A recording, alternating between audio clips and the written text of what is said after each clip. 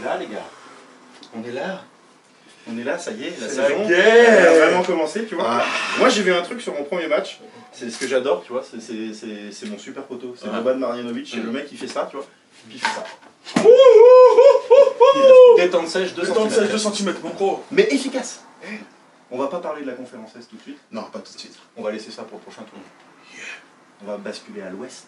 Parce que déjà la guerre, elle a commencé. Elle avait même commencé avant les playoffs. Ah, c'est que ça. Et on va vous parler. jamais en fait. On va vous parler aujourd'hui de quoi, les gars? On va pas vous parler de ça. On va vous parler d'OKC. Ok, si. Et puis on va parler surtout de leurs copains en face. La montre. Damn time, my club. Parce que Tu fais business. on a décidé de vous parler de cette série parce qu'il y a une chose qui est sûre, c'est qu'à la fin de la série, Qui va partir? il y a une franchise qui va pas être bien du tout. Mais vraiment pas bien. La morale, t'as qu'à la faire aux autres. Mais vraiment pas bien. Parlons de pas aller bien, ça va toi? Très bien. 2-0. On défend sur des courtes séquences. Ouais, ça tout va va bien, tout va bien. Ça va. Bien. J'ai des haters qui me balancent des messages. Doucement, mais tranquille. Pas passé loin le deuxième, mais. On a fait des stops. En attendant, Mike t'es là. Très bien. Mousse t'es là. Et toi, t'es là. Et on est tous là, les gars. C'est ça, la Donc, famille réunie. Comment on fait? Ah, Indapet, c'est maintenant. It's been a long time coming. Destined for greatness, keeping on my 100 yards running. Working on a hot route, something y'all can talk about. Swear they couldn't tell me nothing. My head's still buzzing, my mouth still running. This has been a long time coming, yeah. Voilà, pour l'instant, c'est une boucherie. Mais cette série, elle est loin d'être terminée. Enfin, c'est, je pense, le sentiment qu'il y a quand même autour de la table. Si vous voyez un sweep sur cette série, il faut me le dire tout de suite. Mais OKC Portland, pour l'instant, avantage Portland. Ils ont commencé très fort cette série. Ouais. Mais on a vu que ce qui s'est passé du côté de l'Oregon. Qui veut prendre la main?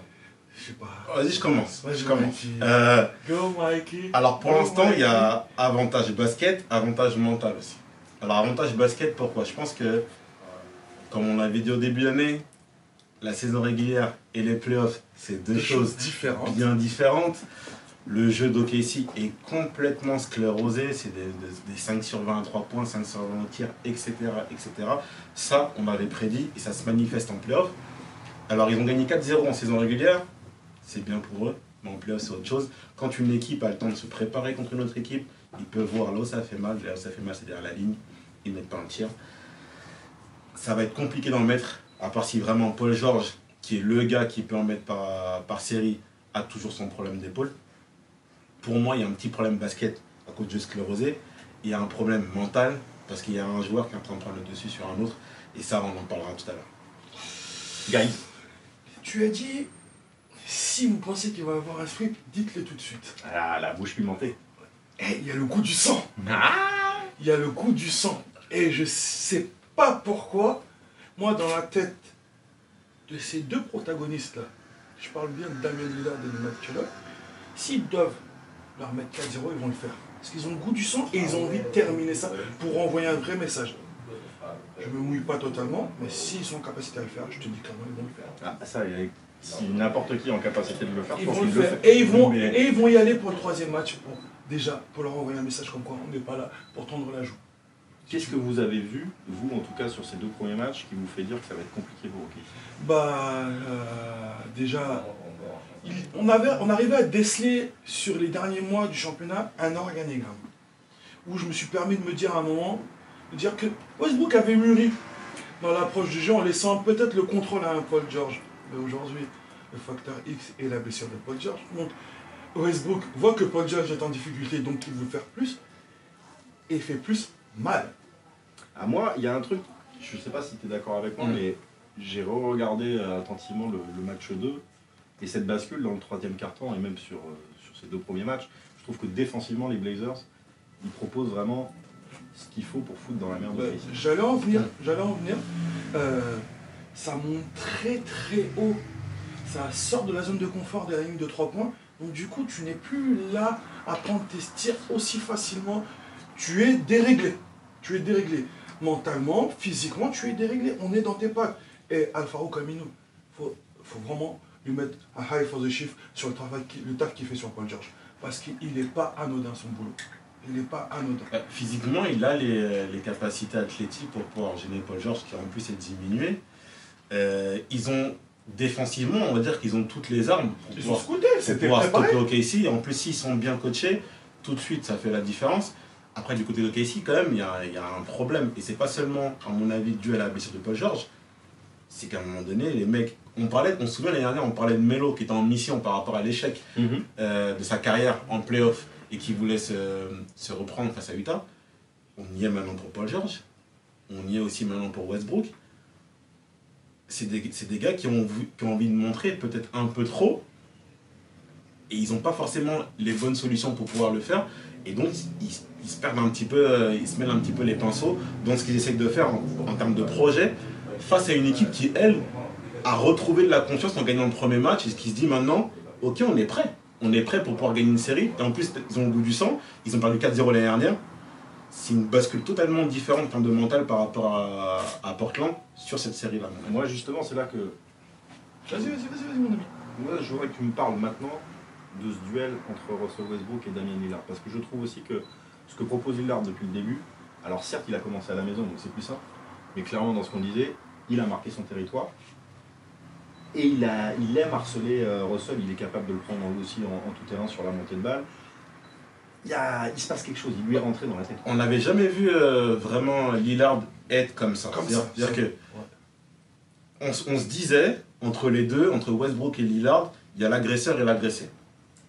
Et on se disait, peut-être que l'agressé va vouloir répondre à un moment à l'agresseur, mais on ne s'est jamais dit que l'agressé allait devenir l'agresseur et l'agresseur allait devenir l'agressé. Là, ce qui se passe, c'est clairement Lillard qui va chercher les mollets de Westbrook en lui disant « Je suis meilleur que toi et je vais te le montrer à chaque seconde du match ».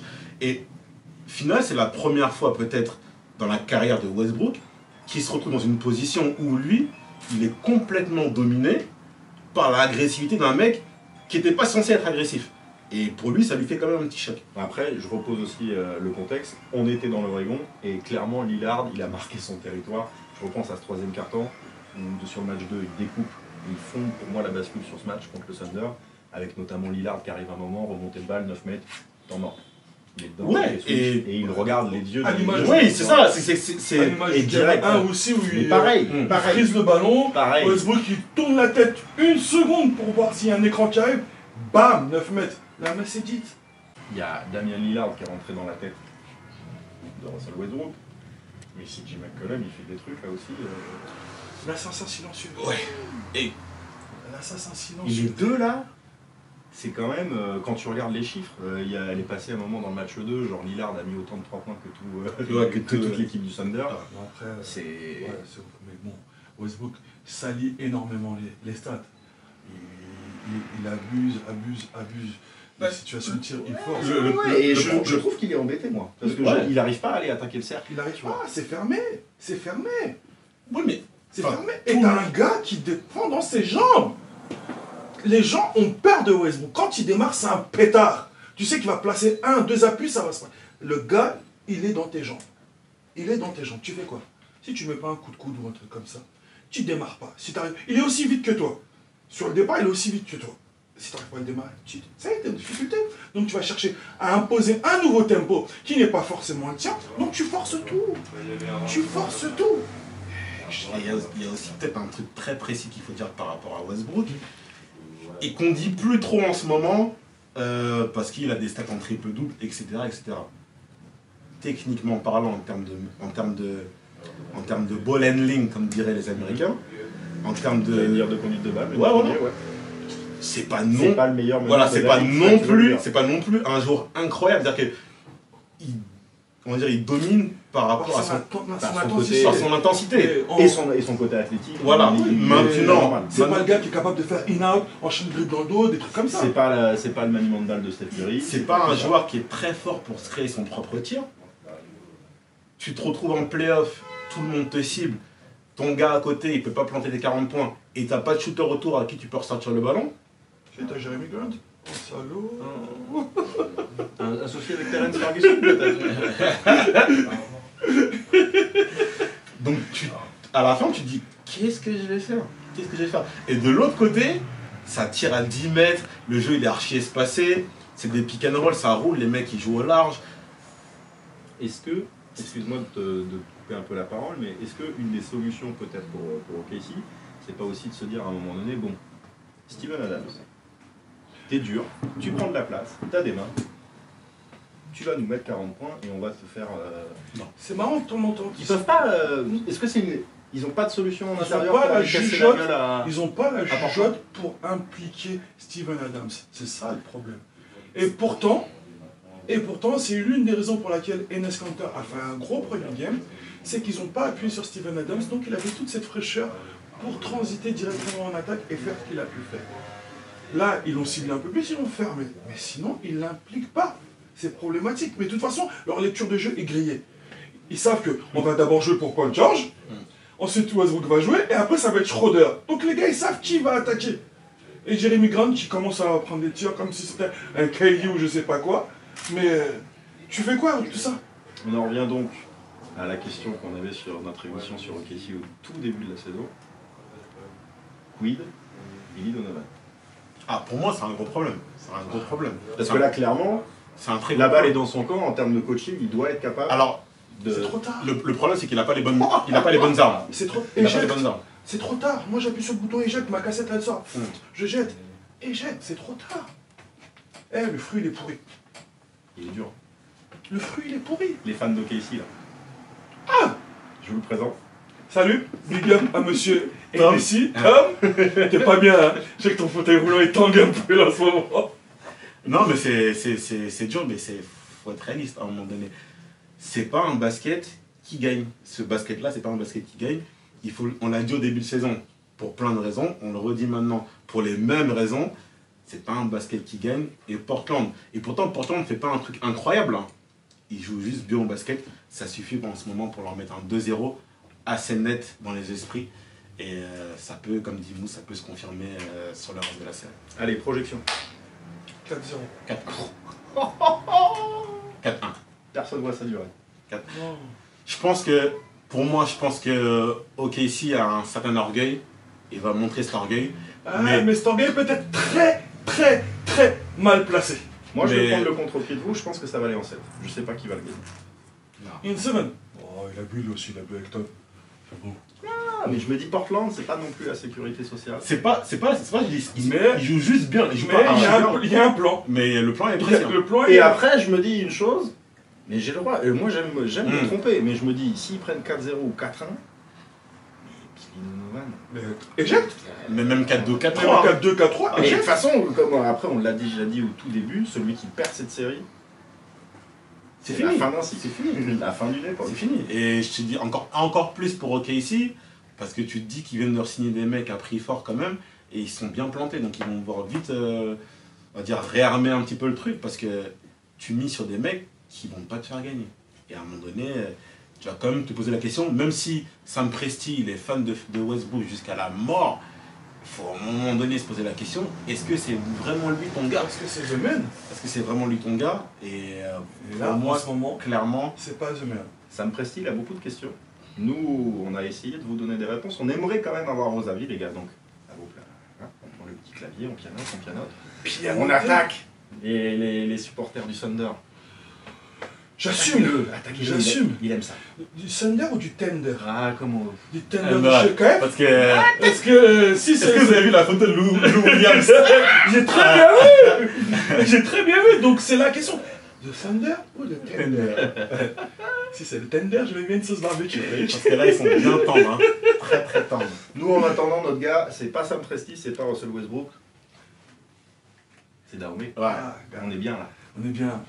Et La nouvelle boutique. commencez à prendre goût. Commencez à prendre goût Oh là parce que là. Oh là là. ça risque d'être la maison. Oh là là. Parce que là, je sais pas si vous voyez ce qui se passe là en ce moment chez Dahomey. C'est quand même très très grave. Très très grave. Bastille, il a pris le contrôle de Bastille tout Il y a entier. la place. Tout entier. Les manifestants ne viennent même plus. Les gilets jaunes ne viennent plus. Il a chassé les gilets jaunes. C'est ça, il a chassé les gilets jaunes. Ou pas. Non, maintenant c'est Dahomey. C'est Dahomey le roi ici. Donc, pour les Ben, gilets jaunes, Pour les gilets jaunes. voilà, venez maintenant. Dahomey venez- style, venez en mode chez camo. Dahomey. Voilà, vous avez les vêtements pour vous. Hein. Arrêtez ces gilets, c'est plus possible. Mettez un pull à capuche Dahomey, c'est de la marque quand même. Voilà. In the pay?